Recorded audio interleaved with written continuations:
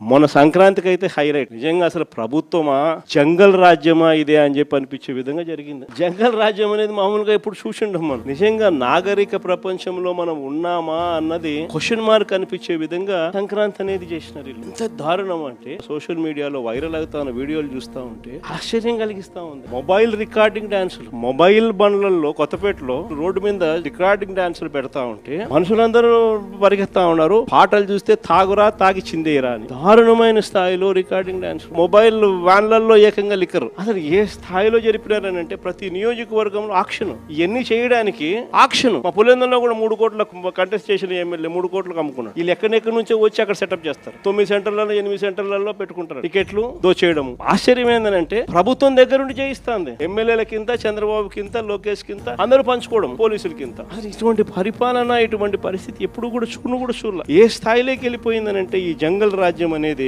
నిజంగా అనుకుంటేనే ఆశ్చర్యం కలిగించే విషయం. ఓ డిఎస్పీ అనేవాడు మైక్ పట్టుకుంటాడు, యూనిఫామ్ లో ఉన్నాడు, ఊపేయి కుదిపేయి అంటాడు.